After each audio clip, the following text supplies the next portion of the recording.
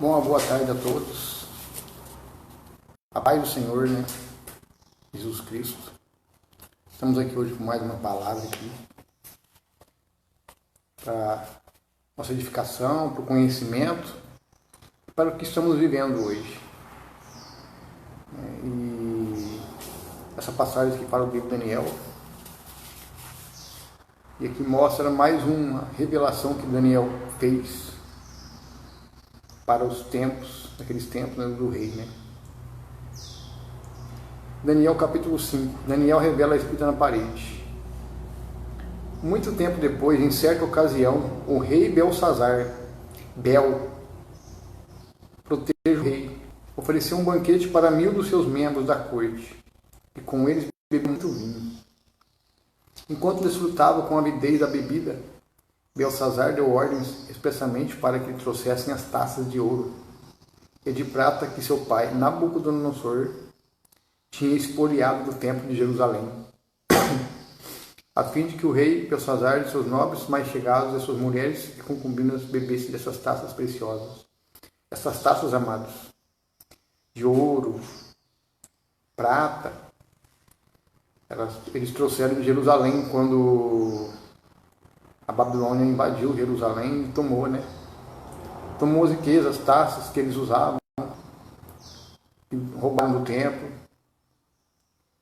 E eles estavam comemorando, né? Bebendo nessas taças preciosas, né? No versículo 3, continuando, então rapidamente lhe trouxeram taças de ouro que haviam sido sequestradas da casa de Deus em Jerusalém. E o rei e seus nobres, as suas mulheres e suas concubinas beberam à vontade nas taças. Entretanto, enquanto saboreavam o vinho, cantavam e louvavam seus deuses de ouro, de prata, de bronze, de ferro, de madeira e de pedra. De repente, porém, surgiu uma imagem dos dedos de uma imensa mão humana, que começaram a escrever no reboco da parede, nas partes mais iluminadas do palácio real. O rei Belsazar observou atentamente o movimento daquela mão enquanto ela escrevia. Então seu rosto foi ficando cada vez mais pálido, e ele ficou tão apavorado que os seus joelhos batiam um contra o outro, e as suas pernas perderam a força e vacilaram. Aos berros, o rei mandou chamar imediatamente os adivinhos, os astrólogos, os místicos, e determinou a esses sábios da Babilônia: quem conseguir ler essa inscrição e me declarar a sua verdadeira significação, receberá um manto de púrpura real, ganhará uma corrente de ouro para o pescoço e será nomeado terceiro em importância no governo do meu reino. Então todos os místicos e sábios do rei vieram, mas não foram capazes de ler o que aquela enorme imagem de mão humana havia escrito. Tampouco conseguiram dizer ao rei o significado daquelas letras e palavras. Lá vai Daniel de novo.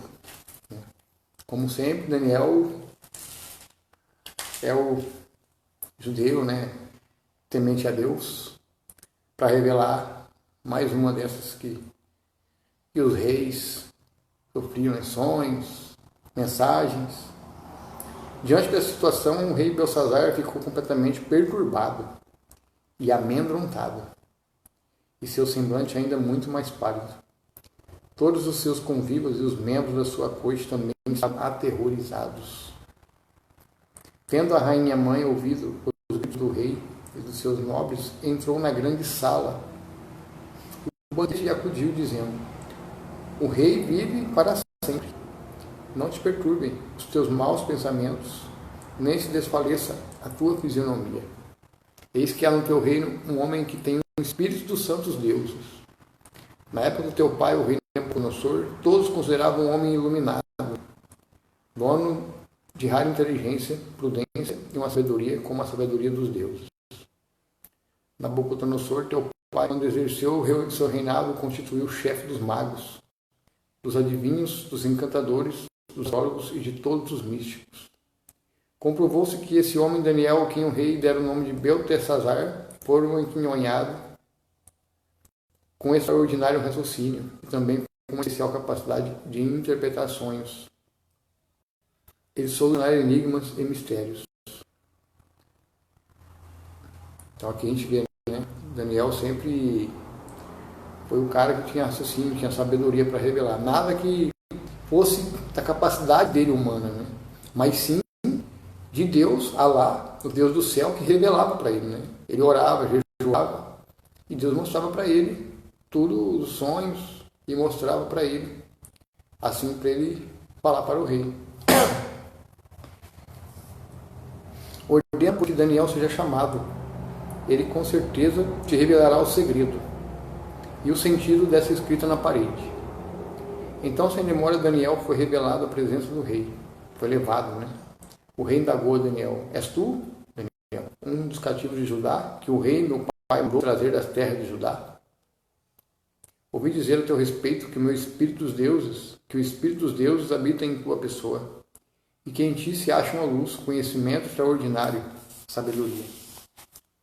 Pois bem, os sábios, os adivinhos e vários místicos acabaram de ser trazidos às pressas, a minha presença para ler a inscrição que está na parede e me desvendarem seu correto sentido. Mas não puderam dar-me a interpretação dessas palavras. No entanto, ouvi dizer a teu respeito que podes dar interpretações e resolver enigmas. Agora, portanto, se puderes ler esta inscrição e me esclarecer quanto à sua correta interpretação, serás vestido de púrpura. Terás um colar de ouro em teu pescoço e serás nomeado ao posto terceiro em importância no governo do meu reino. Então Daniel: Deus é meu juiz, replicou o rei Belsazar. Bel proteja o rei. Podes guardar os teus presentes para ti e dar as tuas recompensas a algum de seus comensais. Todavia lerei sim para o rei as palavras que foram escritas na parede e desvendarei o segundo significado. Olha só o que Daniel fala. Daniel não quis os presentes. O rei foi a teu pai, o rei Nabucodonosor, teu predecessor, que é lá Deus Altíssimo, deu sabedoria, grandeza, glória e majestade. Devido à magnificência que Deus lhe concedeu, pessoas de todas as nações, povos, línguas e culturas tinham por ele grande respeito e temor. Todos tremiam diante de sua presença soberana. Porquanto a quem o rei decidia matar, matava. A quem julgava poupar, poupava. A quem deseja promover, promovia. E a quem desejava humilhar, humilhava. Contudo, quando seu coração se tornou cobiçoso, arrogante e endurecido por causa do extremo orgulho e vaidade, ele foi disposto do seu trono real e totalmente despojado da sua glória. Foi excluído do convívio com outros seres humanos, e sua mente e coração tornaram semelhantes aos dos animais, e passou a morar junto aos jumentos silvestres e a comer capim com os bois. O seu corpo se molhava com o orvalho do céu, e assim viveu até reconhecer Elá, o Deus Altíssimo, é soberano e domina sobre todos os reinos dos homens, e coloca no poder a quem ele deseja. Mas tu, Belsazar, sucessor do rei Nabucodonosor, não tens caminhado com humildade, não humilhaste o teu coração, muito embora saibas bem de tudo quanto ocorreu com teu pai, o rei. Pior ainda, se tu te exaltaste a ti mesmo, e te levantaste contra Elá, Deus dos céus, porquanto mandaste trazer as taças do templo do Altíssimo, para que nela bebesses tu, os teus nobres e convivas, as tuas mulheres e as tuas concubinas. Louvaste os deuses de prata, de ouro e de bronze, de ferro, de madeira e de pedra, que não pode nem ver, nem ouvir, nem sentir, e muito menos compreender nada.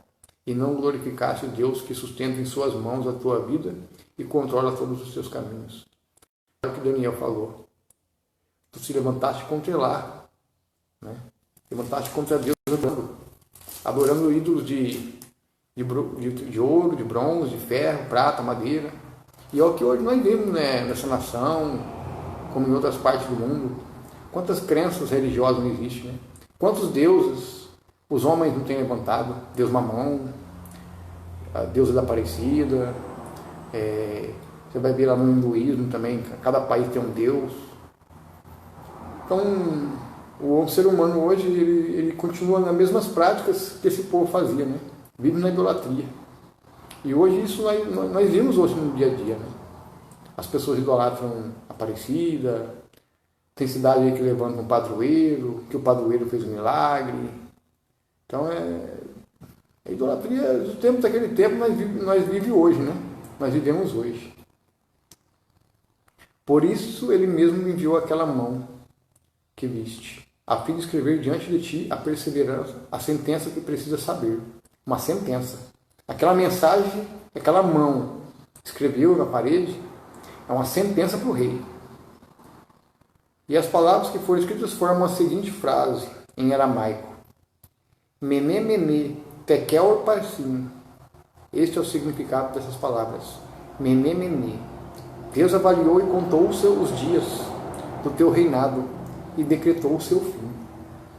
Tekel, foste pesado na balança e achado em falta. Olha só. O parsim, teu reino já foi dividido e entregue aos medos e persas. Diante disso, por ordem do rei Belsazar, vestiram Daniel com um manto real vermelho púrpura, condecoraram com uma corrente de ouro no pescoço e o proclamaram o terceiro em autoridade e poder no governo do reino. E aconteceu que naquela mesma noite, Belsazar, o rei dos Babilônios, foi assassinado. Olha o que aconteceu, né? Foi assassinado. Tá vendo como o que dá a desobediência a Deus? Adorar outros deuses, levantar deuses de prata, de ouro, de madeira, de gesso. Se você pegar hoje em dia, essas pessoas, continuando aqui no versículo 31, né? E Dariavesh, Dário, o imperador da nação média, apoderou-se do rei Belsazar com a idade de 62 anos. Ou seja, o reino da Babilônia foi entregue aos medos e persas. Então o que acontece? Tudo que acontece aqui se repete nos dias de hoje. Você vê aqui para uma desobediência da palavra de Deus, por adorar outros deuses. É a mesma coisa, se a pessoa lá tem uma devoção por Aparecida, mas não põe Jesus no seu coração.